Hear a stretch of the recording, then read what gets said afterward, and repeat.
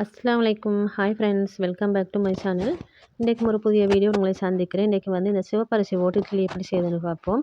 அதுக்கு கோம்போ வந்து இந்த சாம்பார் எப்படி செய்யுதுன்னு பார்ப்போம். வீடியோ முழுமையாக ஸ்கிப் பண்ணாமல் பாருங்கள். இந்த சிவப்பரிசியை நான் இன்றைக்கி ஒரு கப்பில் தான் அளந்து எடுத்துட்டேன். உங்களுக்கு இதுக்கு டம்ளர் இல்லாட்டி கூழ் கிளாஸ் இருந்தாலும் எடுத்துக்கலாம். இதுக்கு வந்து 3 கப் அளவு இன்னப்படி போட்டுக்கோங்க அரிசி. போட்ட பிறகு இந்த கப்பால் நீங்கள் உளுந்தையும் அளந்து எடுத்துக்கணும். உளுந்து வந்து முக்கால் கப் அளவு போட்டுக்கோங்க. இன்னப்படி போட்ட பிறகு அதோடைய வந்து வெந்தயம் 1 டீஸ்பூன் அளவு போட்டுக்கோங்க. வெந்தயம் போட்ட பிறகு எல்லாம் கலந்து விட்டு இதற்கு 3 அளவு தண்ணி ஊற்றிக்கோங்க. ஊற்றி நீங்கள் கையால் நல்லா கசக்கி கழுகி எடுக்கணும். இப்போ நான் காட்டுற மாதிரி நீங்கள் செஞ்சு எடுத்துக்கோங்க.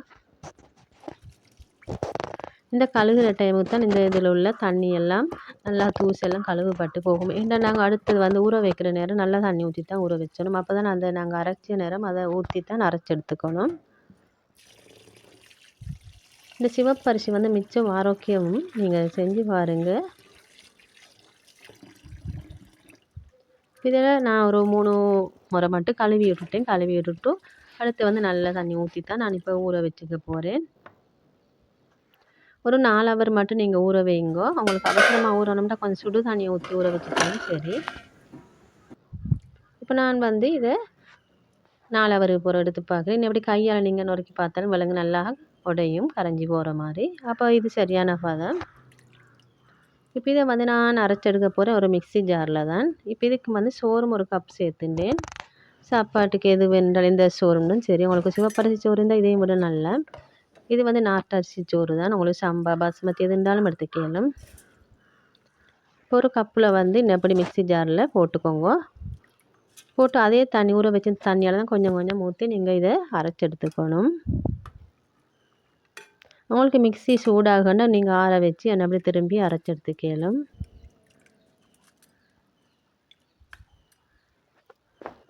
நான் இதுக்கு முதல்ல பச்சரிசி போட்டு இட்லி செய்து காட்டியிருக்கேன். அந்த வீடியோ பார்க்காதவங்க லிங்கை தரேன், பார்த்துக்கோங்க.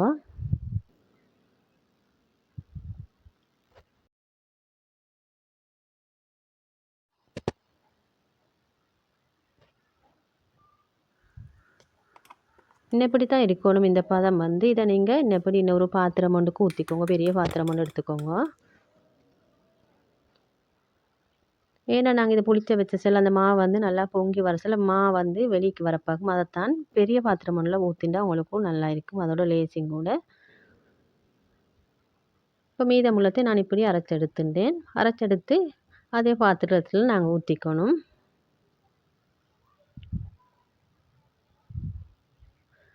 இன்னப்படி ஊற்றின பிறகு இதை வந்து நாங்கள் ஒரு 8 தொடக்கம் 10 ஹவர் வந்து இதை மாவை நல்லா புளிச்ச வச்சிடணும். இப்போ மழை காலங்கிறதால கொஞ்சம் கூடுதலாக டைம் எடுக்கும். இதை நீங்கள் கையாலே நல்லா இன்னப்படி கலந்து விட்டுக்கணும். அப்போ தான் அந்த கைக்கே வந்து இந்த சூட்டுக்கு உடம்பு சூட்டுக்கும் அது நல்லா வந்து மாவு வந்து புளிச்சு வரும். இதை அப்படி நான் மூடி போட்டு மூடி வச்சுட்டேன். அடுத்த நாள் காலையில் தான் இதை எடுத்து இட்லி சுட போகிறேன். இப்போ காலையில் எடுத்து காட்டு இன்னப்படி தான் இருந்தேன். மாவு வந்து நல்லா புளிச்சு வந்திருந்தேன்.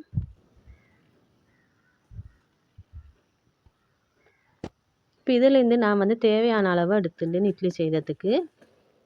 மீதமுள்ளத்தை அப்படியே மூடி ஃப்ரிட்ஜில் வச்சுட்டேன். இன்னொரு நாளைக்கு செஞ்சு கேளு.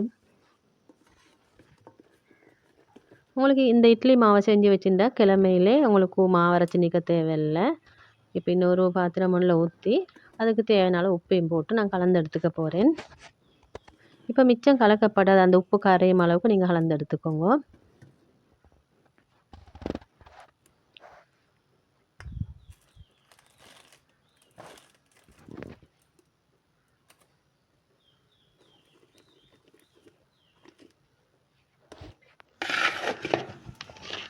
இப்போ மீதம் உள்ளத்தையும் அப்படியே ஃப்ரிட்ஜில் வச்ச போகிறோம். நான் இட்லி தட்டை வந்து ரெடி பண்ணி எடுத்துக்க போகிறேன். இதுக்கு கொஞ்சம் எண்ணெய் வந்து பூசி எடுத்துட்டேன். இதில் நீங்கள் மாவை ஊற்றுற நேரம் அப்படியே ஃபுல்லாக ஊற்றிட வேணாம். இன்னும் இப்படி அரைவாசிக்கு மட்டும் ஊற்றிக்கோங்க. ஊற்றின பிறகு வேக வச்சுட்டு ஒரு 15 நிமிஷத்தில் வெந்துட்டுது. இதை இறக்கி காட்டுன்னு எப்படி சாஃப்ட்டுண்டு.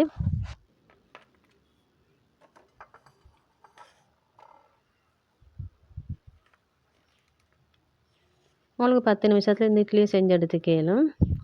வெள்ளம் இறக்கின பிறகு இதுக்கு வந்து கோம்புவான சாம்பார் எப்படி செய்யுதுன்னு பார்ப்போம்.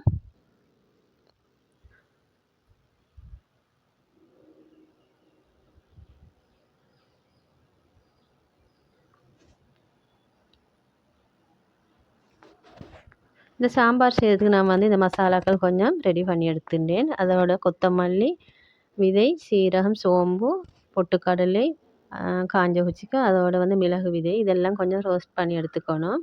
உங்களுக்கு இந்த சாம்பார் பொடியை செஞ்சு வச்சுன்னா உங்களுக்கு டக்குன்னு செஞ்சு எடுத்துக்கலாம் இந்த சாம்பார். இது ஆறினப்புறம் ஒரு மிக்ஸி ஜாரில் நல்லா ஃபைன் பவுடராக அரைச்சி எடுத்துக்கோங்க.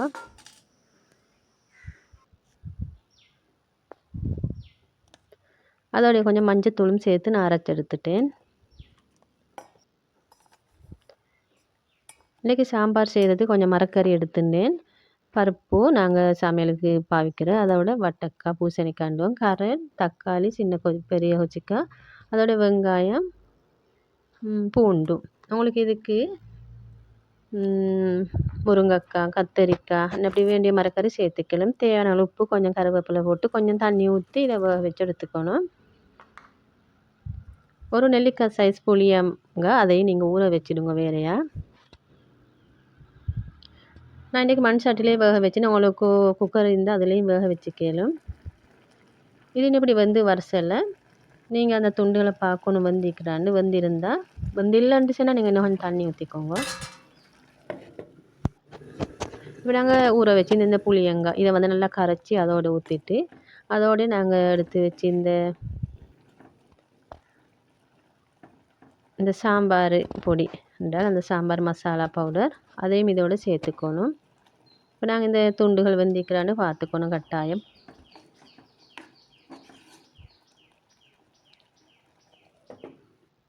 நான் இதுக்கு சாம்பார் பொடி வந்து ஒரு டீஸ்பூன் மாதிரி சேர்த்துட்டேன். மீதமுள்ளத்தை நான் ஒரு பொட்டில் போட்டு மூடி வச்சுட்டேன். ஏன்னா இது வறுத்து இருக்கிறதால மிச்சம் நாளைக்கு வச்சு கிழமைகளுக்கு அதோடைய புளியும் கரைச்சி ஊற்றிட்டு நல்லா இதை இப்படி நல்லா ஆப்பால் கடைஞ்சி விட்டுறணும். நல்லா டேஸ்ட்டான சாம்பார் ரெடி. இதுக்கு வந்து நாங்கள் எண்ணெய் தாளித்து ஊற்றிக்க போகிறேன்.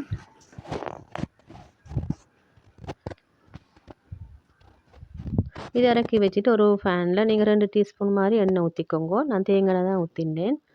ஊற்றி இதோட கடுகு,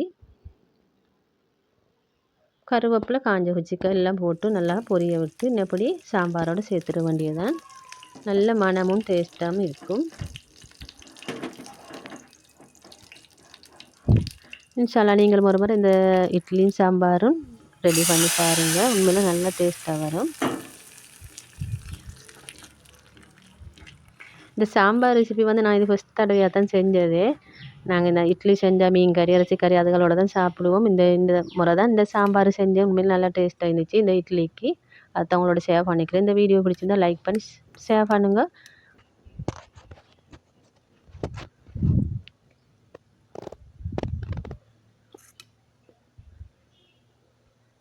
வீடியோ பிடிச்சிருக்குன்னு நினைக்கிறேன். நம்ம ஒரு வீடியோ சந்திக்கும் வரை தேங்க்ஸ் ஃபார் வாட்சிங்.